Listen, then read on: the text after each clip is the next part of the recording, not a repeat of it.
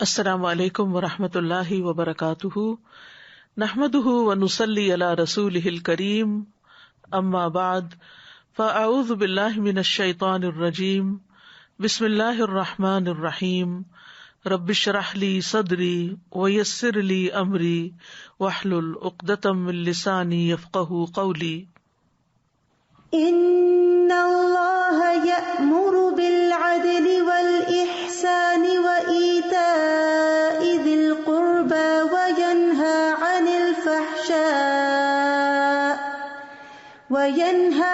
الفحشاء والمنکر والبغی یعظکم لعلکم تذکرون۔ ان اللہ یأمر بالعدل والإحسان وإیتاء ذی القربى وینہی عن الفحشاء والمنکر والبغی یعظکم لعلکم تذکرون۔ بے شک اللہ عدل اور احسان اور قرابت والے کو دینے کا حکم دیتا ہے اور بے حیائی اور برائی اور سرکشی سے منع کرتا ہے۔ وہ تمہیں نصیحت کرتا ہے تاکہ تم نصیحت حاصل کرو۔ اللہ سبحانہ تعالیٰ نے ہم سب کو پیدا کیا، وہی ہماری ضروریات اور ہماری کمزوریوں کو بھی جانتا ہے۔ اس نے ہمیں پیدا کر کے یوں ہی نہیں چھوڑ دیا، بلکہ ہماری تمام ضروریات زندگی کا بندوبست فرمایا، زندگی کے ہر معاملے میں ہماری رہنمائی کے لیے بہترین اصول دیے، ہمیں کیا کرنا چاہیے اور کن باتوں سے رک جانا چاہیے واضح طور پر بتا دیا۔ ایک معاشرے کے اندر، ایک گھر کے اندر کن باتوں سے امن، سکون اور خوشحالی آتی ہے اور کون سی باتیں باہم انتشار پیدا کرتی ہیں۔ اللہ تعالیٰ سے دعا ہے کہ وہ ہمیں اپنے احکامات کو سمجھنے اور ان پر عمل کرنے کی توفیق دے تاکہ ہماری یہ زندگی بھی پرسکون ہو جائے اور آخرت کی زندگی بھی پرسکون ہو۔ آج کی آیت سورۃ النحل کی آیت نمبر 90 ہے۔ اس آیت میں اللہ سبحانہ تعالیٰ اپنے بندوں کو حق میں عدل و انصاف اور احسان اور پھر رشتہ داروں کو دینے کا حکم دے رہے ہیں، اور دوسری طرف 3 چیزوں سے منع بھی کر رہے ہیں، وہ ہے فحش، منکر، برائی اور سرکشی۔ اور پھر آخر میں فرمایا کہ یعظکم لعلکم تذکرون، وہ تمہیں نصیحت حاصل کرتا ہے تاکہ تم نصیحت حاصل کرو، یعنی یہ بات اس لیے بتائی جا رہی ہے کہ اس پر عمل کرو۔ یہ آیت جو جمعے کے خطبے میں بھی پڑھی جاتی ہے، یہ قرآن مجید کی جامع ترین آیت ہے۔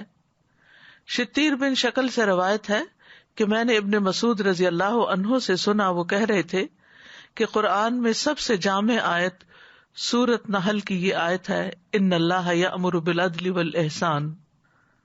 اس میں اللہ سبحانہ تعالیٰ نے 3 بھلائیوں اور 3 برائیوں کا ذکر کیا ہے۔ 3 بھلائیاں عدل، احسان، ایتاء ذی القربی، اور 3 برائیاں فحشاء، منکر اور بغی۔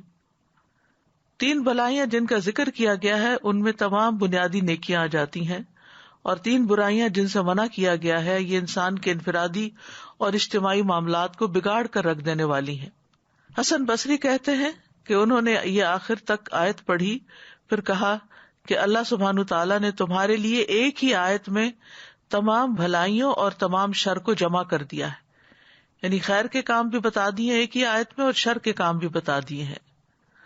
پس اللہ کی قسم، عدل اور احسان کے الفاظ نے اللہ کی اطاعت کے کسی کام کو نہیں چھوڑا بلکہ ان سب کو جمع کر دیا ہے، اور فحشاء اور منکر اور بغی کے الفاظ نے اللہ کی نافرمانی کے کسی کام کو نہیں چھوڑا بلکہ وہ سب ان میں جمع ہو گئے ہیں، یعنی اگر کسی بھی برائی پر غور کیا جائے تو وہ ان 3 کیٹیگری سے تعلق رکھتی ہوگی۔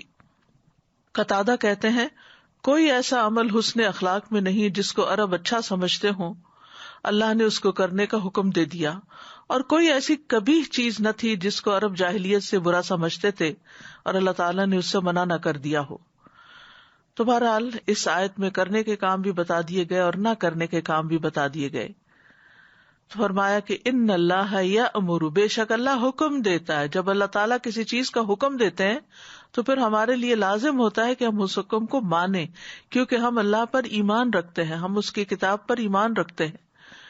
تو ایمان رکھنے کا مطلب یہ ہے کہ جو پھر کہا جا رہا ہے اس کو لے لو۔ تو حکم دیتا ہے کس چیز کا؟ عدل اور احسان کا۔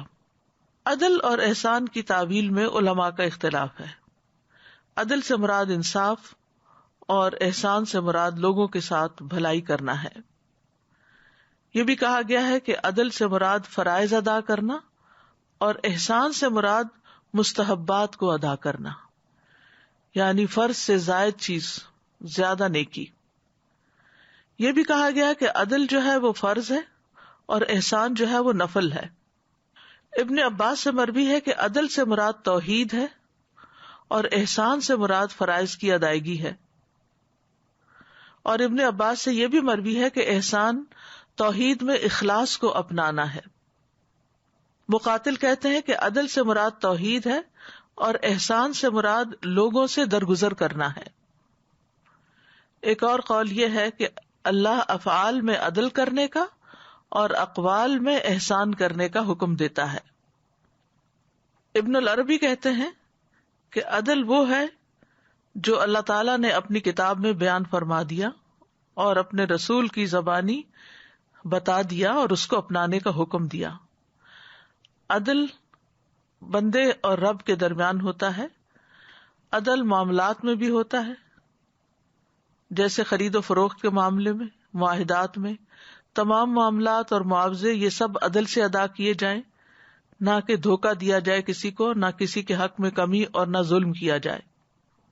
احسان یعنی لوگوں کو مال اور بدن اور علم سے فائدہ پہنچانا، یہاں تک کہ جانوروں سے بھی احسان کرنا اس میں شامل ہے۔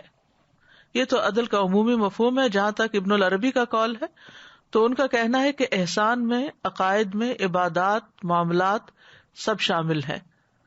پھر اسی طرح عدل سے مراد حقدار کو اس کا حق دینا ہے، اور احسان کا مطلب ہے اضافہ کر کے دینا، یعنی دوسرے کو اس کے حق سے زیادہ دینا۔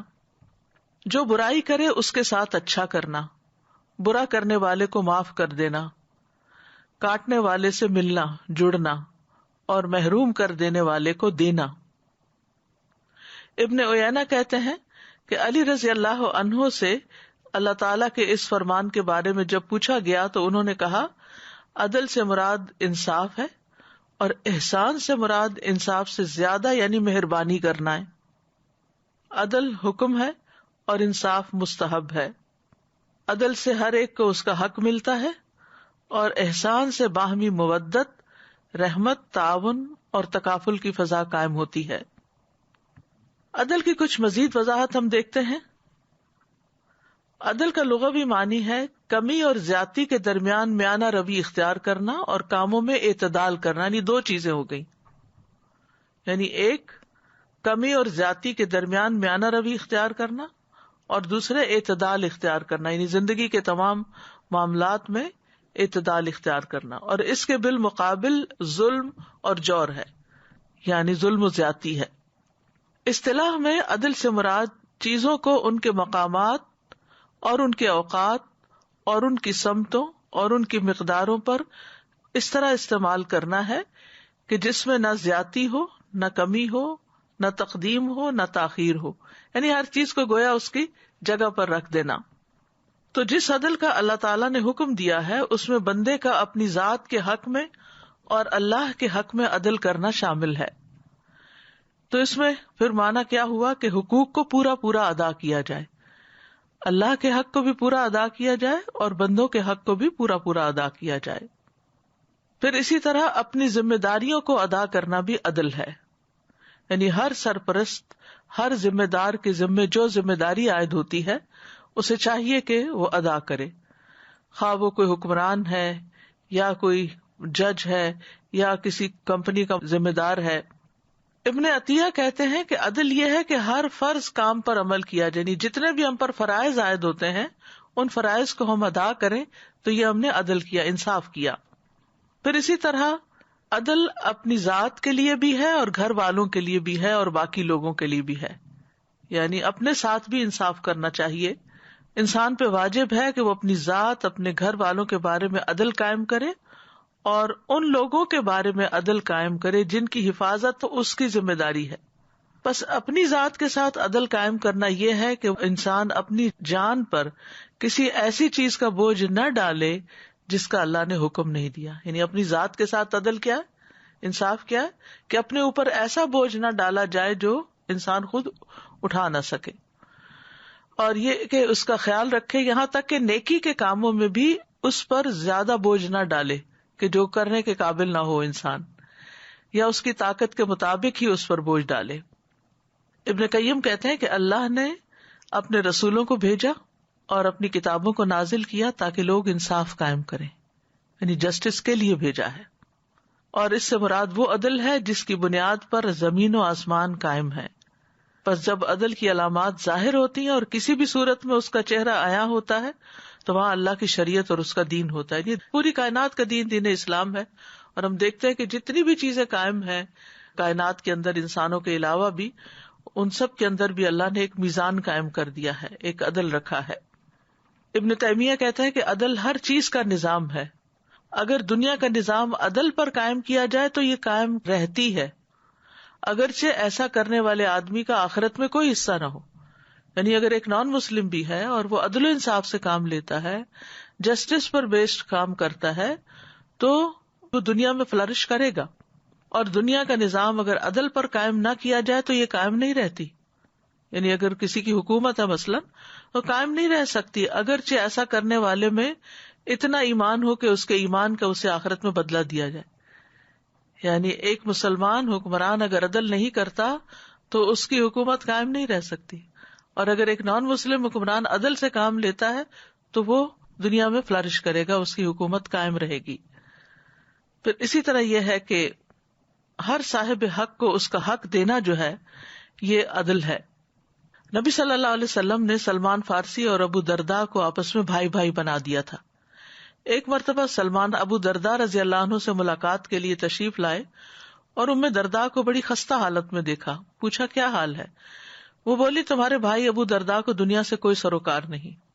پھر ابو درداء تشریف لائے تو سلمان رضی اللہ عنہ نے ان سے کہا تمہارے رب کا بھی تم پر حق ہے، تمہاری جان کا بھی تم پر حق ہے، تمہاری بیوی کا بھی تم پر حق ہے، بس سارے حقداروں کے حقوق ادا کرو. پھر وہ نبی صلی اللہ علیہ وسلم کی خدمت میں حاضر ہوئے تو آپ سے اس کا ذکر کیا. آپ نے فرمایا سلمان نے سچ کہا. کہ بات یہی ہے کہ انسان اپنی جان کو بھی دیکھے کہ وہ کتنا بوجھ کسی چیز کا اٹھا سکتا ہے، اور پھر اس کے آس پاس جو اس کی ذمہ داری میں ہے، اس کی کفالت میں ہے، ان کے حقوق ادا ہو رہے ہیں یا نہیں. اور اسی طرح عبادات کا کیا حال ہے. تو ان تمام چیزوں میں اگر انسان بہت زیادہ نہ کر سکے لیکن ان سب کا حق دیتا رہے، یعنی گھر والوں کا بھی دے، اپنے آپ کا بھی دے، اور اللہ سبحانہ تعالیٰ کا بھی دے. یعنی بعضوں کا یہ ہوتا ہے نا کہ ایک چیز میں ہم اتنا زیادہ ہو جاتے ہیں، اتنی دور تک چلے جاتے ہیں کہ باقیوں کے حق جو ہیں وہ مارے جاتے ہیں، حتیٰ کہ ہم اپنے آپ کو بھی بھلا دیتے ہیں. وَلَا تَكُونُوا كَالَّذِينَ نَسُوا اللَّهَ فَأَنسَاهُمْ أَنفُسَهُمْ. اور بعض اوقات ہم اللہ کو بھول جاتے ہیں تو اپنے آپ کو بھی بھول جاتے، صرف دنیا کے پیچھے بھاگ رہے ہوتے ہیں. پھر اسی طرح یہ ہے کہ اپنی اولاد کے درمیان باہم عدل قائم کرنا چاہیے. آپ صلی اللہ علیہ وسلم نے فرمایا اپنی اولاد کے درمیان عدل قائم کرو، اپنی اولاد کے درمیان عدل کرو، اپنی اولاد کے درمیان عدل کرو. آپ نے یہ بھی فرمایا اپنی اولاد کے درمیان عدل کرو جیسا کہ تم پسند کرتے ہو کہ وہ تمہارے ساتھ حسن سلوک کریں. تو اس میں اولاد کے ساتھ فیورٹزم نہیں ہونا چاہیے کہ کسی بچے کو بہت نواز دیں اور کسی بچے کو اگنور کر دیں. اولاد کو تحائف دینے میں عدل کرنا چاہیے. نبی صلی اللہ علیہ وسلم نے فرمایا اپنی اولاد کے درمیان تحفہ دینے میں عدل کرو جیسے تم پسند کرتے ہو کہ وہ تمہارے ساتھ نیکی کرنے میں برابری کریں. لیکن یہاں یہ یاد رکھیے کہ بعض اوقات ایک بچہ زیادہ ضرورت مند ہوتا ہے، مثلاً اس کی تعلیم کا سلسلہ جاری ہے اور بڑا جو ہے وہ تعلیم حاصل کر چکا اور اس وقت تعلیم سستی بھی تھی، اس کی شادی بھی ہو گئی، اب وہ اپنے پاؤں پہ کھڑا ہے. اب آپ اگر ایک بچے کی فیس ادا کر رہے ہیں اور $1000 میں ہے اور دوسرا بچے کو آپ کچھ بھی اس کے برابر نہیں دے رہے کیونکہ اس کی اب وہ ضرورت نہیں ہے، وہ اپنی ضرورت خود بھی پوری کر سکتا ہے، تو یہ عدل کے منافی نہیں ہے. یہ یعنی ضروریات کو سامنے رکھتے ہوئے کسی کو دینا. اسی طرح بعض اوقات ایک بچہ ویل ٹو ڈو ہوتا ہے، اپنا سب خود کر سکتا ہے، اور دوسرا بچہ جو ہے وہ کوشش کے باوجود بھی نہیں اٹھ سکتا.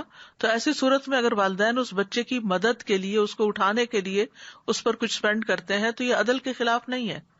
عدل کا مطلب یہ ہے کہ جب کوئی تحفہ یا کوئی ہبہ یا کوئی چیز تقسیم کی جا رہی ہے جو کہ کسی کی ضرورت نہیں ہے، آپ اپنی دل کی خوشی سے دے رہے ہیں، تو وہ پھر لڑکی ہو یا لڑکا ہو سب میں برابر دی جائے گی. اسی طرح محبت کرنے میں بھی عدل کرنا چاہیے. انس رضی اللہ عنہ کہتے ہیں کہ ایک آدمی نبی صلی اللہ علیہ وسلم کے ساتھ بیٹھا ہوا تھا کہ اس کا بیٹا آیا، اس آدمی نے اسے پکڑا، چوما، اپنی گود میں بٹھایا. پھر اس کی بیٹی آئی تو اس نے اسے پکڑ کر ایک طرف بٹھا دیا. تو نبی صلی اللہ علیہ وسلم نے فرمایا تم نے ان کے درمیان عدل کیوں نہیں کیا؟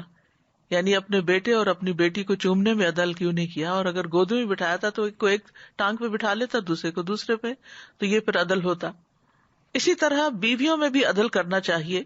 نبی صلی اللہ علیہ وسلم نے فرمایا جس کے نکاح میں 2 عورتیں ہوں اور وہ کسی ایک کی طرف مائل ہو تو وہ قیامت کے دن اس حال میں آئے گا کہ اس کا ایک پہلو ایک طرف کو جھکا ہوا ہوگا. تو اس لیے یہ بھی عدل کے دائرے میں آتا ہے. پھر اسی طرح فیصلوں میں بھی عدل. آپ صلی اللہ علیہ وسلم نے فرمایا بے شک انصاف کرنے والے رحمان کی دائیں جانب اللہ کے نزدیک نور کے ممبروں پر ہوں گے. اللہ کے دونوں ہاتھ دائیں ہیں. یہ وہ لوگ ہوں گے جو اپنے فیصلوں، اپنے اہل و عیال اور جن کے یہ ذمہ دار ہیں ان میں عدل و انصاف کرنے والے ہیں. عدل نہ کرنے والوں کے لیے وعید بھی ہے. نبی صلی اللہ علیہ وسلم نے فرمایا 10 آدمیوں کے امیر کو بھی قیامت کے دن اس حال میں لایا جائے گا کہ وہ جکڑا ہوا ہوگا. اس کا عدل اس کو آزاد کرائے گا یا اس کا ظلم اس کو ہلاک کر دے گا.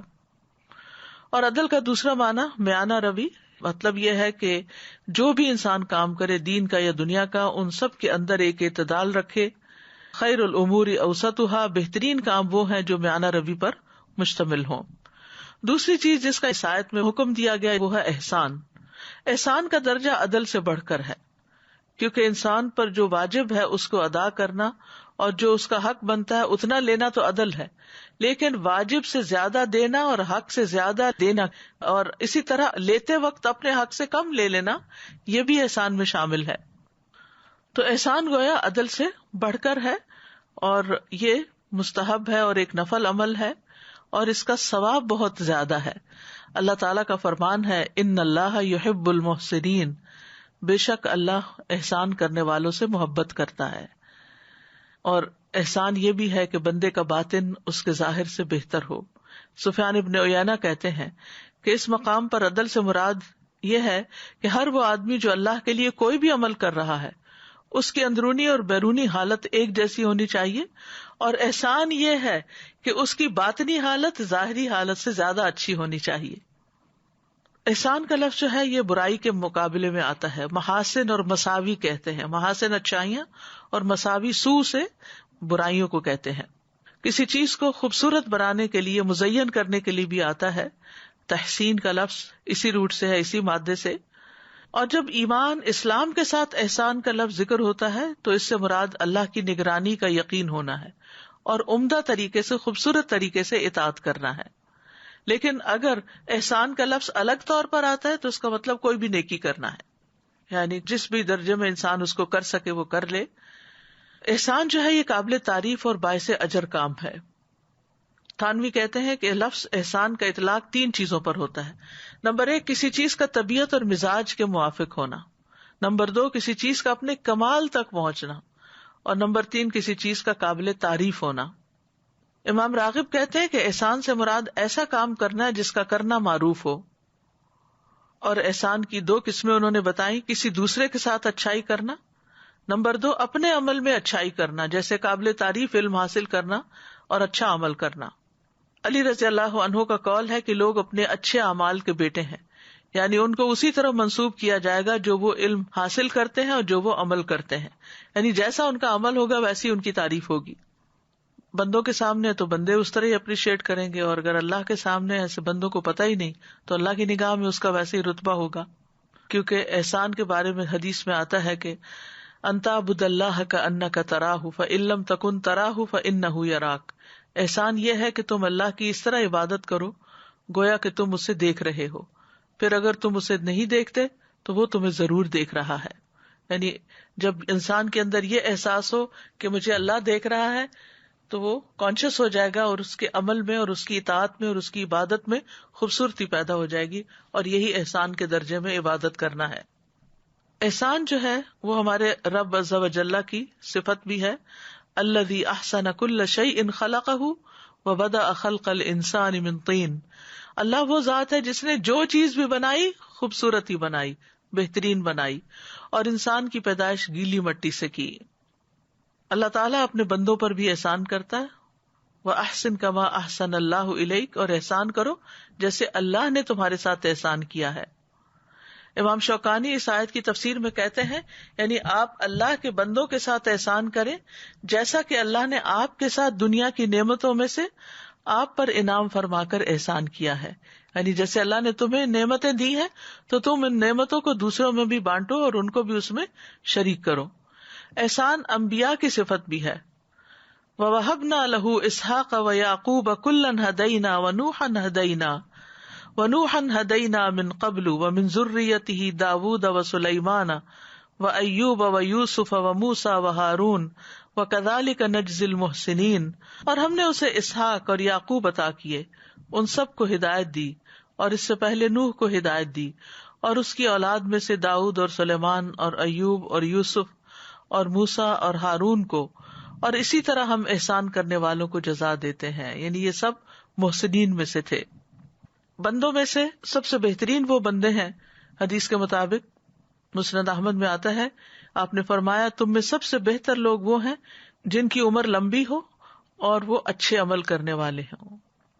پھر اسی طرح یہ کہ ہمیں احسان کا معاملہ ہر چیز میں کرنا چاہیے، یعنی ہر معاملے میں ہونا چاہیے، صرف عبادت میں نہیں، صرف بندوں کے ساتھ معاملہ کرنے میں نہیں، حتیٰ کہ جانوروں کے ساتھ، انوائرمنٹ کے ساتھ، ہر چیز میں انسان احسان کا رویہ اور درجہ اختیار کرے. آپ نے فرمایا اللہ نے ہر چیز کے ساتھ احسان کو واجب کیا ہے. یہ حدیث ہے صحیح مسلم کی. بس جب تم قتل کرو تو اچھے طریقے سے، اور جب تم جانور ذبح کرو تو اچھے طریقے سے، اور تم میں سے ہر ایک کو چاہیے کہ اپنی چھری تیز کر لے اور اپنے ذبیحہ کو راحت پہنچائے. یعنی کسی بھی معاملے میں چاہے وہ انتہا درجے کا کوئی کام آتا ہے، یعنی جیسے قصاص میں قتل کا حکم ہے اسلام میں، تو اگر قاتل کو بدلے میں قتل کرنا ہے تو اس کے ساتھ بھی احسان کرو. اسی طرح اگر جانور ذبح کرنا ہے تو اس کے ساتھ بھی احسان کرو. اور ہم سب کے لیے اصل میں دیکھا جائے تو زندگی پوری امتحان ہے. الذی خلق الموت والحیات لیبلوکم ایکم احسن عملا، کہ تم میں سے اچھے عمل کون کرتا ہے. لہٰذا ہم سب کو چاہیے کہ اپنے اسلام میں حسن پیدا کریں، اپنے اسلام کو خوبصورت بنائیں. ومن احسن دینا ممن اسلم وجہہ للہ وہو محسن، اور دین کے لحاظ سے اس سے بہتر کون ہے جس نے اپنا چہرہ اللہ کے لیے تابع کیا جبکہ وہ نیکی کرنے والا ہو، اور اس نے ابراہیم کی ملت کی پیروی کی جو ایک اللہ کی طرف ہو جانے والا تھا، اور اللہ نے ابراہیم کو خاص دوست بنا لیا. پھر اسی طرح حقوق العباد جب ہم ادا کریں، حقوق اللہ ادا کریں، عبادت کریں. نبی صلی اللہ علیہ وسلم نے فرمایا تم جہاں کہیں بھی ہو بس تم نے اچھے طریقے سے اللہ کی عبادت کی تو تم جنت کے ساتھ خوش ہو جاؤ، یعنی تمہارے لیے پہ جنت کی بشارت ہے. اسی طرح طہارت میں بھی جو آدمی پاکی حاصل کرے عمدہ طریقے سے کرے، یعنی وضو کرے تو اچھے طریقے سے وضو کرے، پھر کھڑا ہو کر 2 رکعتیں نماز ادا کرے تو اپنے دل اور چہرے کے ساتھ اللہ کی طرف توجہ کرنے والا ہو، تو حدیث میں آتا ہے کہ ایسے شخص کے لیے جنت واجب ہو جاتی ہے. پھر اخلاق میں احسان.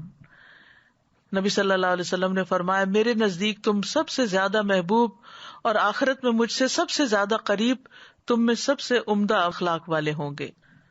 پھر اسی طرح خادموں کے ساتھ تعلیم و تربیت میں، اور جب کوئی احسان کرتا ہے تو اسے اللہ سبحانہ وتعالیٰ کا ساتھ ملتا ہے، معیت حاصل ہوتی ہے.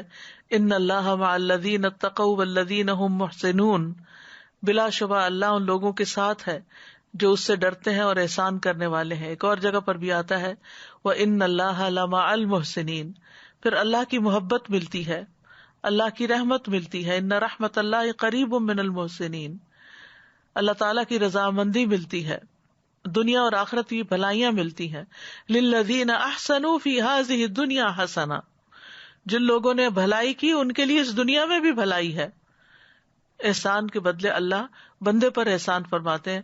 حل جزاء الاحسان الا الاحسان. احسان کی وجہ سے انسان کے اندر ایک شرح صدر حاصل ہوتا ہے، ایک خوشی حاصل ہوتی ہے، نفس کی پاکیزگی حاصل ہوتی ہے. احسان کی وجہ سے علم اور حکمت ملتا ہے. احسان کرنے والا شخص گناہ سے محفوظ رہتا ہے. احسان کرنے والا دراصل اپنے آپ پر احسان کر رہا ہوتا ہے، اور اللہ سبحانہ وتعالیٰ اس کو مزید فضل سے بھی نوازتے ہیں. وَسَنَزِيدُ الْمُحْسِنِينَ. اجر عظیم کا وعدہ ہے. ہر خوف اور غم سے پاک ہوں گے وہ لوگ جو محسنین ہیں. وَاصْبِرْ فَإِنَّ اللَّهَ لَا يُضِيعُ أَجْرَ الْمُحْسِنِينَ. اللہ محسنین کا اجر ضائع نہیں کرتا. احسان نعمتوں میں اضافے کا سبب ہے. احسان ایمان کا مغز ہے. احسان کرنے کا سب سے زیادہ حقدار وہ شخص ہے جس پر اللہ احسان کرے. یعنی اگر اللہ نے آپ کو نعمتیں عطا کی ہیں تو پھر آپ ان میں دوسروں کو شریک کریں. یہ سب سے بہترین احسان ہے. تیسری چیز ایتاء ذی القربہ، جس پر ہم نے کل بھی بات کی صلہ رحمی کے حوالے سے، کہ اللہ تعالیٰ رشتہ داروں کو دینے کا حکم دیتا ہے.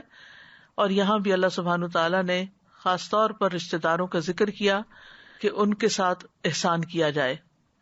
اکثر لوگ اس سے غافل ہو جاتے ہیں اور ان کے حق میں سستی کر جاتے ہیں، یا احسان کرنے میں یعنی حق دینے میں سستی کر جاتے ہیں. قرض لیا تو واپس نہیں لوٹایا، وعدہ کیا تو پورا نہ کیا، اور یہ اپنے فرائض ادا کرنا، کمٹمنٹس نبھانا، یہ عدل ہے. اور پھر اس سے بڑھ کر دینا، یعنی کمٹمنٹ نہیں بھی کی پھر بھی مزید دینا، یہ احسان ہے. تو رشتہ داروں کے ساتھ احسان کرنا سب سے پہلے انہی سے آغاز کرنا چاہیے، کیونکہ رشتہ داری نبھانے سے برکتیں حاصل ہوتی ہیں. ابن عمر کہتے ہیں جو اپنے رب کا تقوی اختیار کرے اور صلہ رحمی کرے، اس کی موت میں تاخیر کر دی جاتی ہے، اس کے مال میں اضافہ کر دیا جاتا ہے، اس کے گھر والے اس سے محبت کرنے لگتے ہیں، اور قیامت کے دن رشتہ داروں کے حقوق کا سوال کیا جائے گا. سلسلہ صحیحہ کی حدیث ہے، جب کوئی رشتہ دار اپنے کسی قرابت دار کے پاس جا کر کسی ایسی زائد چیز کا سوال کرتا ہے جو اللہ نے اسے عطا کی ہوتی ہے لیکن وہ اس میں بخل کرتا ہے، تو ایسے آدمی کے لیے قیامت کے دن جہنم سے سانپ نکالا جائے گا جو اپنی زبان نکالے ہوئے ہوگا، اور جسے شجاع کہتے ہوں گے اسے اس آدمی کا توق بنا دیا جائے گا. یعنی ایک ضرورت مند ہے، محتاج ہے، اور دوسرے کے پاس ضرورت سے زائد ہے لیکن وہ محتاج کو نہیں دیتا، تو پھر اس کا انجام اتنا بھیانک ہوگا. تو یہ تھی وہ 3 چیزیں جن کا اللہ نے حکم دیا، عدل، احسان اور رشتہ داروں کو دینے کا. اور 3 وہ چیزیں جن سے اللہ تعالیٰ نے روکا ہے، ان میں سب سے پہلے فحشاء ہے. فحشاء سے مراد تمام محرمات ہیں، یعنی وہ چیزیں جنہیں اللہ تعالیٰ نے حرام قرار دیا ہے، تمام نافرمانیاں. دوسرا اس کا معنی زنا کیا گیا ہے کہ فحشاء سے مراد زنا ہے. پھر اسی طرح کبیرہ گناہوں کو بھی فحشاء کی کیٹیگری میں ڈالا گیا، شرک باللہ، ناحق قتل، زنا، چوری، عجب اور تکبر، مخلوق کو حقیر سمجھنا اور دیگر تمام فواحش.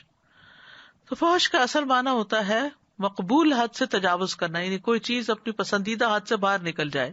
ابن عاشور کہتے ہیں کہ فحشاء فاحشہ کا اسم ہے، اور فحش کہتے ہیں مقبول حد سے تجاوز کرنے کو. تو فاحشہ سے مراد ایسا کام ہے جو حد سے آگے بڑھا ہوا ہو، جو حد لوگوں کے ہاں مقبول ہو اس سے زائد کیا جائے. یعنی شریعت میں کسی بات یا کام کی جس حد تک اجازت دی گئی ہو اس حد سے آگے بڑھنا جو ہے یہ فاحشہ شمار ہوتا ہے. اور منکر سے مراد وہ قول یا فعل ہے جس کو شریعت برا سمجھتی ہو اور اس کے واقع ہونے کو اچھا نہ سمجھتی ہو. تو گویا فحشاء اور منکر دونوں کو یکجا کیا جا سکتا ہے کہ اس میں دونوں کی مذمت کے پہلو مختلف ہونے کو ملحوظ رکھا جائے گا. یعنی اگر وہ زیادہ قابل مذمت ہوگا تو فاحشہ ہوگا، اور کم قابل مذمت ہوگا تو منکر ہوگا. یعنی دونوں کا فرق بھی یہاں پتہ چل جائے. فواحش کبیرہ گناہوں سے بھی بڑے گناہ ہیں، اور فحش کا تعلق قول اور عمل سے بھی ہے. یعنی گھٹیا باتیں کرنا، گالی گلوچ کرنا، یہ تمام چیزیں قول کے فحش سے تعلق رکھتی ہیں، اور عمل میں زنا، قوم لوط اور دیگر اسی طرح کی برائیاں. اور منکر ہر وہ کام جسے شریعت اور دیگر لوگ برا خیال کرتے ہیں اور اس کے کرنے سے منع کریں، یہ معروف کی اپوزٹ ہے. تو فحاشی کی ہمارے دین میں حرمت بتائی گئی ہے. قرآن مجید میں آتا ہے قل انما حرم ربی الفواحش ما ظہر منها وما بطن والاثم والبغی بغیر الحق. کہہ دیجئے میرے رب نے تو صرف بے حیائیوں کو حرام کیا جو ان میں سے ظاہر ہیں اور جو چھپی ہوئی ہیں، اور گناہ کو اور ناحق زیادتی کو، اور یہ کہ تم اللہ کے ساتھ شریک ٹھہراؤ جس کی اس نے کوئی دلیل نہیں اتاری، اور یہ کہ تم اللہ پر وہ کہو جو تم جانتے نہیں. نبی صلی اللہ علیہ وسلم نے فرمایا اللہ سے زیادہ اور کوئی غیرت مند نہیں، اسی لیے اس نے بے حیائیوں کو حرام قرار دیا ہے، خواہ وہ ظاہر میں ہو یا پوشیدہ ہو. اللہ فحش کا حکم نہیں دیتا لیکن شیطان فحش کا حکم دیتا ہے. قل ان اللہ لا یامر بالفحشاء، کہہ دیجئے بے شک اللہ بے حیائی کا حکم کبھی نہیں دیتا، اور شیطان انما یأمرکم بالسوء والفحشاء وان تقولوا علی اللہ ما لا تعلمون، اور وہ تمہیں برائی اور بے حیائی کا حکم دیتا ہے، اور یہ کہ تم اللہ پر وہ بات کہو جو تم جانتے نہیں ہو۔ قرآن مجید میں فحش سے بچنے والوں کی تعریف بھی کی گئی ہے۔ سورۃ شورى میں آتا ہے والذین یجتنبون کبائر الاثم والفواحش واذا ما غضبوا هم یغفرون، وہ لوگ جو بڑے بڑے گناہوں اور بے حیائیوں سے بچتے ہیں اور جب بھی غصے میں ہوتے ہیں تو معاف کر دیتے ہیں۔ نبی صلی اللہ علیہ وسلم نے فرمایا مومن نہ تو تانا دینے والا ہوتا ہے، نہ لعنتیں کرنے والا، اور نہ فحش کلامی کرنے والا ہوتا ہے، اور نہ گالی گلوچ کرنے والا۔ غصے میں انسان کو عام طور پر نہیں پتا چلتا کہ اس کے منہ سے کیا نکل رہا ہے۔ جو بھی ہو، انسان کو اس بات کا یقین ہونا چاہیے کہ اس کے منہ سے نکلا ہوا ہر لفظ لکھا جا رہا ہے اور اس کا حساب ہوگا، لہذا وہ جب بات کرے تو اپنے آپ کو فحش باتوں سے بچا لے، ظلم اور زیادتی کی باتوں سے بچا لے، کیونکہ فحش کلامی سے اللہ تعالیٰ نفرت کرتے ہیں۔ عبداللہ بن مسعود سے روایت ہے کہ مومن کے اخلاق میں سب سے زیادہ قابل ملامت بیہودہ گوئی ہے، فضول باتیں کرنا ہے، لچر قسم کی گفتگو کرنا، اور قیامت کی نشانیوں میں سے یہ بتایا گیا کہ یقیناً فحش گوئی کرنا، بتکلف بیہودہ گوئی کرنا، قطع رحمی کرنا، خائن کو امین اور امانت دار کو خائن سمجھنا علامات قیامت میں سے ہے۔ تو لازم ہے کہ انسان فحش باتوں سے، فحشاء سے توبہ کرے۔ اور فحشاء کا دوسرا معنی زنا بھی کیا گیا ہے۔ فحاشی کی بدترین قسم ہے زنا اور لواطت، اور لواطت کے بارے میں آتا ہے اتأتون الفاحشۃ، زنا کے بارے میں آتا ہے ولا تقربوا الزنا انہ کان فاحشۃ وساء سبیلا، زنا کے قریب بھی نہ جاؤ، وہ تو بے حیائی کا کام ہے اور بہت برا راستہ ہے۔ زنا جو ہے وہ ایمان سے محروم کر دینے والا فعل ہے۔ حدیث میں آتا ہے زنا کرنے والا جب زنا کرتا ہے تو وہ مومن نہیں رہتا، جب چور چوری کرتا ہے تو مومن نہیں رہتا، شرابی جب شراب پیتا ہے تو وہ مومن نہیں رہتا۔ پھر اس کے بعد توبہ کا دروازہ بہرحال کھلا ہوا ہے، اور توبہ کا مطلب یہ ہے کہ انسان اس چیز کا عہد کرے کہ وہ جو برائیاں کر رہا ہے ان کو نہیں کرے گا۔ یہ اللہ سبحانہ تعالیٰ کو غیرت دلانے والا فعل ہے۔ نبی صلی اللہ علیہ وسلم نے فرمایا اے محمد کی امت، اللہ کی قسم اس بات پر اللہ سے زیادہ غیرت اور کسی کو نہیں آتی کہ اس کا کوئی بندہ یا بندی زنا کرے۔ اے امت محمد، واللہ جو کچھ میں جانتا ہوں اگر تمہیں بھی معلوم ہو جائے تو تم ہنستے کم اور روتے زیادہ۔ پھر یہ اللہ کے عذاب کو دعوت دینے والا فعل ہے۔ رسول اللہ صلی اللہ علیہ وسلم نے فرمایا جب کسی بستی میں زنا اور سود ظاہر ہو جائے تو تحقیق انہوں نے اپنے نفسوں پر اللہ کے عذاب کو حلال کر لیا۔ رسول اللہ صلی اللہ علیہ وسلم نے فرمایا میری امت اس وقت تک خیر پر رہے گی جب تک اس میں ناجائز اولاد کی کثرت نہ ہوگی، اور جب اس میں ناجائز اولاد کی کثرت ہونے لگے گی تو پھر وہ وقت قریب ہوگا جب اللہ کا عذاب ان سب کو گھیر لے گا۔ اسی طرح ایک اور موقع پر آپ نے فرمایا اے عرب کی ہلاکت، اے عرب کی ہلاکت، میں تم سے جس چیز کے بارے میں سب سے زیادہ ڈرتا ہوں وہ زنا اور مخفی شہوت ہے۔ تو اس لیے انسان کو ایسی چیزوں کے قریب بھی نہیں جانا چاہیے۔ اسی لیے آنکھوں، زبان، ہاتھوں اور دل اور شرمگاہ کی حفاظت اور ان چیزوں کے بارے میں الگ الگ تعلیمات دی گئی ہیں۔ زنا کی برزخ کی زندگی میں سزا بھی بتائی گئی ہے۔ صحیح بخاری میں آتا ہے نبی صلی اللہ علیہ وسلم نے فرمایا آج رات میں نے ایک خواب دیکھا۔ آپ کو معلوم ہے کہ انبیاء کے خواب بھی وحی کی ایک قسم ہوتے ہیں اور سچے ہوتے ہیں، کہ دو آدمی میرے پاس آئے، انہوں نے میرے ہاتھ تھام لیے اور وہ مجھے ارض مقدس کی طرف لے گئے، پھر عالم بالا لے گئے۔ ہم آگے بڑھے تو ایک تنور جیسے گڑھے کی طرف چلے جس کا اوپر کا حصہ تو تنگ تھا لیکن نیچے سے خوب کھلا۔ نیچے آگ بھڑک رہی تھی، جب آگ کے شعلے بھڑک کر اوپر کو اٹھتے تو اس میں جلنے والے لوگ بھی اوپر آ جاتے اور ایسا معلوم ہوتا کہ اب وہ باہر نکل جائیں گے، لیکن جب شعلے دب جاتے تو لوگ بھی نیچے چلے جاتے۔ اس تنور میں ننگے مرد اور عورتیں تھیں۔ میں نے پوچھا یہ کیا ہے؟ انہوں نے کہا جنہیں تم نے تنور میں دیکھا وہ زناکار لوگ تھے۔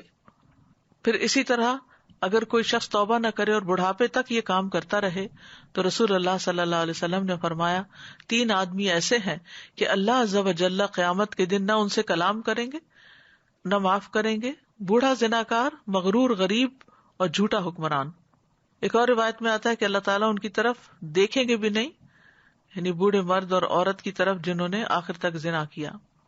پھر اسی طرح آپ صلی اللہ علیہ وسلم نے ایک خواب کا ذکر کیا کہ میرے پاس 2 آدمی آئے, انہوں نے میرا بازو پکڑا اور مجھے ایک دشوار گزار پہاڑ کے پاس لے گئے.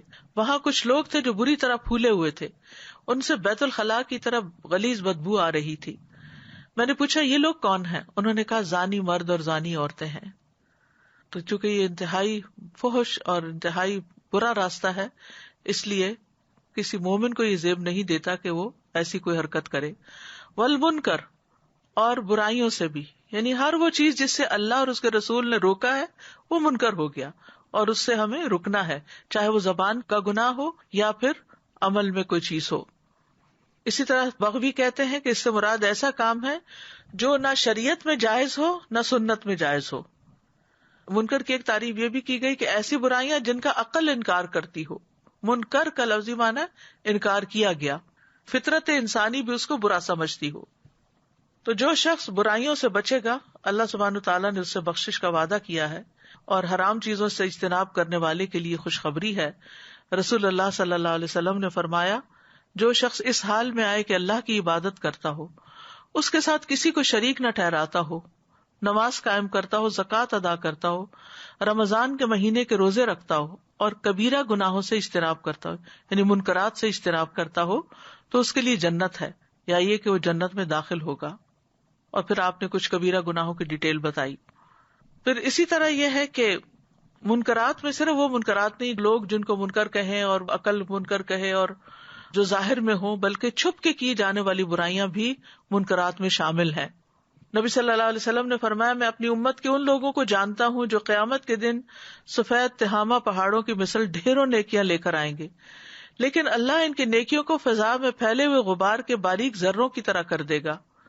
بے شک وہ تمہارے بھائی ہوں گے, تمہاری نسل سے ہوں گے, رات کو تمہاری طرح قیام بھی کریں گے, لیکن وہ تنہائیوں میں اللہ کے حرام کردہ امور کا ارتکاب کریں گے جن سے ان کو روکا گیا ہو. یعنی چھپ کے ایسی چیزیں دیکھنا, کرنا, ایسے غلط کام کرنا, حرام کام کرنا کہ جس سے اللہ اور اس کے رسول نے منع کیا ہے. یعنی باہر سے نیک نظر آنا, نیکوں والے کام کرنا, لیکن چھپ چھپ کے مثلاً غیر مرد اور عورت کا آپس میں بے حیائی کی باتیں کرنا, یا اسکرین پر ایسے مناظر دیکھنا, چھپی یا کھلی دوستیاں رکھنا, یہ سب چیزیں اس میں آتی ہیں. یعنی ان کے اعمال کو اللہ تعالیٰ چاہے کتنے بھی زیادہ ہوں, قیام اللیل کتنا مشکل کام ہے, لیکن غبار بنا کے اڑا دے گا. پھر تیسری چیز جس سے منع کیا گیا وہ بغی ہے. بغی کا لفظی معنی ہوتا ہے ظلم. بغا علی الناس بغین کا معنی ہے اس نے ظلم اور زیادتی کی. لغت میں بغی کے 2 معنی ہیں بیسیکلی. ایک ہے طلب کرنا, ذالک ما کنا نبغی, یہ چیز تھی جو ہم تلاش کر رہے تھے, اور دوسرا ظلم کے معنوں میں ہے. تو یہاں جو ہے ظلم اور زیادتی کے معنوں میں, فساد کے معنوں میں استعمال ہوا ہے اس آیت کے اندر. یعنی جب کسی سے معاملہ کرتے ہوئے انسان حد سے بڑھ جائے تو وہ اس پر بغاوت کر رہا ہوتا ہے, اور وہ حد سے بڑھ کے کسی کے ساتھ جو کچھ کر رہا ہوتا ہے اس سے کچھ طلب بھی کر رہا ہوتا ہے. بغی کا تعلق بھی انسانوں کے حقوق سے بھی ہے اور اللہ کے حقوق سے بھی ہے. بغی یہ ہے کہ انسانوں کے ساتھ ظلم اور زیادتی کا معاملہ کیا جائے, اور ایک بغی یہ ہے جو بہت خطرناک ہے کہ اللہ عز و جل کے ساتھ معاملہ کرنے میں بغاوت اختیار کی جائے. اللہ سبحانہ تعالیٰ کے ساتھ بغی کیا ہے؟ شرک. ان الشرک لظلم عظیم. اللہ کی آیات کا انکار بھی بغی ہے. وَمَا اخْتَلَفَ فِيهِ إِلَّا الَّذِينَ أُوتُوهُ مِن بَعْدِ مَا جَاءَتْهُمُ الْبَيِّنَاتُ بَغْيًا بَيْنَهُمْ. اس میں اختلاف انہی لوگوں نے کیا جنہیں وہ دی گئی تھی اس کے بعد کہ ان کے پاس واضح دلیلیں آ چکی, آپس کی ضد کی وجہ سے. بغیم بینہم. اللہ کی مخلوق پر زیادتی کرنا بھی بغی ہے. یعنی چاہے انسان ہو یا دوسرے جانور ہو, لوگوں کے جان, مال, ناموس, عزت, ان پر ظلم و زیادتی کا ارتکاب کرنا, یہ سب چیزیں بغی میں آ جاتی ہیں. یعنی اللہ کی مخلوق میں سے کسی ایک پر بھی, ذرے سے لے کے ہاتھی تک بھی اگر کوئی کسی پر زیادتی کرتا ہے تو بغی شمار ہوتا ہے. اللہ سبحانہ تعالیٰ نے مسلمان کی جان, مال اور عزت کی حرمت رکھی ہے, اور ایک دوسرے پر حرام کی ہیں یہ چیزیں. ظلم کو بھی حرام کیا ہے. نبی صلی اللہ علیہ وسلم نے فرمایا, ہر مسلمان دوسرے مسلمان کا بھائی ہے, نہ اس پر ظلم کرتا ہے, نہ اسے رسوا کرتا ہے, نہ اسے حقیر سمجھتا ہے. تو زیادتی پھر کیسے کرے گا اگر وہ اس کو اس کا مقام دے. کسی مسلمان پر بھی زیادتی کرنا اللہ کی ناراضگی کا باعث بنتا ہے. رسول اللہ صلی اللہ علیہ وسلم نے فرمایا جو جھوٹی قسمیں کھائے تاکہ کسی کا مال جو اس کے ذمہ واجب ہے اس کو ہضم کر لے تو وہ اللہ سے اس حال میں مرے گا کہ اللہ اس پر ناراض ہوگا. اسی طرح غیبت، چغل خوری، یہ سب چیزیں بغی میں شمار ہوتی ہیں اور دوسرے کی عزت پر حملہ آور ہونا ہوتا ہے. اسی طرح بعض گناہ ایسے ہیں جن کو عام طور پر لوگ چھوٹا سمجھتے ہیں حالانکہ وہ اللہ کے نزدیک بہت بڑے ہوتے ہیں. جیسے کسی کی زمین پر قبضہ کر لینا. اگر کوئی ایک بالشت بھی قبضہ کرتا ہے تو قیامت کے دن 7 زمینوں کا طوق اس کے گلے میں ڈالا جائے گا. پھر مسلمان کی عزت پامال کرنا، جو کسی کی غیبت وغیرہ کرتا ہے، دنیا میں زیادتی کرتا ہے، تو قیامت کے دن اس کے ساتھ کیا ہوگا. انس بن مالک کہتے ہیں کہ رسول اللہ صلی اللہ علیہ وسلم نے فرمایا جب میرے رب عز و جل نے مجھے معراج عطا کی تو میں ایک قوم پر گزرا، ان کے ناخن تانبے کے تھے، وہ ناخنوں سے اپنے چہرے اور سینے کھرچ رہے تھے. میں نے کہا یہ لوگ کون ہیں اے جبریل؟ انہوں نے کہا یہ وہ لوگ ہیں جو لوگوں کا گوشت کھاتے تھے اور ان کی عزت کے درپے رہتے تھے، یعنی جنہوں نے دوسروں کے ساتھ دنیا میں زیادتی کی وہاں ان کے ساتھ یہ ہوگا. پھر اسی طرح کام کروا کے اجرت نہ دینا، تو نبی صلی اللہ علیہ وسلم نے فرمایا کہ ان کا مد مقابل قیامت کے دن میں ہوں گا، یعنی ان کے مقابلے میں. یعظکم لعلکم تذکرون، وہ تمہیں نصیحت کرتا ہے تاکہ تم نصیحت پکڑو. کیوں کرتا ہے؟ اصلاح کرنے کے لیے، نقصان سے بچانے کے لیے، تمہارے فائدے کے لیے. اور واعظ وہ کلام ہوتا ہے جس سے دل نرم پڑ جاتے ہیں، اور سب سے بڑی چیز عقل مندوں کے لیے جس سے دل نرم ہو وہ اللہ تعالیٰ کے احکامات ہوتے ہیں، اس کے منہیات ہوتے ہیں. تو اللہ تعالیٰ سے ہمیں دعا بھی کرنی چاہیے کہ وہ ہمیں اچھے کاموں کی توفیق دے. ابو امامہ کہتے ہیں میں تمہارے نبی صلی اللہ علیہ وسلم کی جس فرض یا نفل نماز کے بھی قریب ہوا ہوں میں نے انہیں ان کلمات سے دعا کرتے ہوئے سنا ہے، نہ ان میں اضافہ کرتے ہوئے نہ کمی کرتے ہوئے.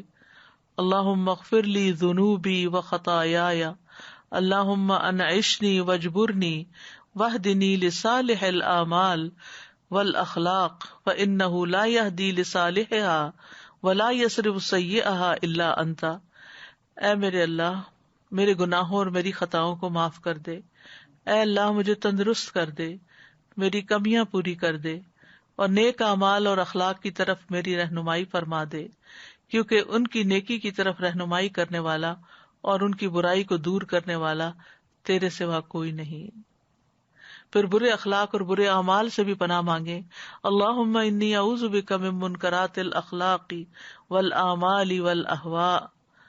اور اگر کسی پر زیادتی ہو جائے تو اس کے لیے بھی دعا کرے. پھر ظاہری اور باطنی برائیوں اور بے حیائیوں سے بچنے کی دعا کریں.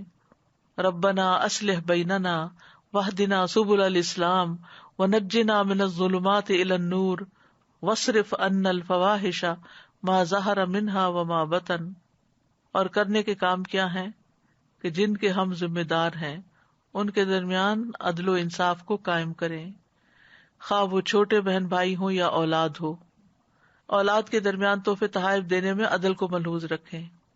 زندگی کے ہر معاملے میں احسان کا رویہ اختیار کریں، اگرچہ گھر کے کام کاج ہی کیوں نہ ہو. کسی کو صرف بدلہ دینے کی بجائے اس کے ساتھ احسان کا معاملہ کریں. رشتہ داروں سے ناراضگی ہے تو ان کی ناراضگی دور کرنے میں پہل کریں. اپنی رشتہ داری کو تر و تازہ رکھنے کے لیے ہفتے میں 1 دن مقرر کریں، پھر ان کے ساتھ کوئی اچھی بات شیئر کریں. یعنی ہر وقت چیزیں فارورڈ کرنا بھی آپ کے میسج کی قدر کم کر دے گا، تو رشتہ دار پھر کھولیں گے ہی نہیں کہ یہ تو ٹو مچ فارورڈز ہیں. تو اس لیے کبھی کبھار زر غبن تزدد حبن. پھر جن رشتہ داروں سے ناراضگی ہے ان سے ناراضگی دور کرنے میں پہل کر لیں، اور فحش باتیں کرنے سے، فحش لٹریچر دیکھنے یا پڑھنے سے دور رہیں. اس کی بجائے اچھی کتابیں پڑھیں، قرآن کی تلاوت کریں، ذکر اذکار کریں. منکرات سے بچیں، جہاں منکر نظر آئے اسے ہاتھ سے بدلنے کی کوشش کریں، ورنہ زبان سے نہیں تو کم از کم دل میں ضرور برا جانیں. اللہ کی نصیحتوں کو قبول کریں اور ان پر بھرپور عمل کی کوشش کریں. اللہ تعالی ہم سب کا حامی و ناصر ہو. وآخر دعوانا ان الحمد للہ رب العالمین. سبحانک اللہم و بحمدک اشہد ان لا الہ الا انت استغفرک و اتوب الیک. السلام علیکم و رحمۃ اللہ وبرکاتہ.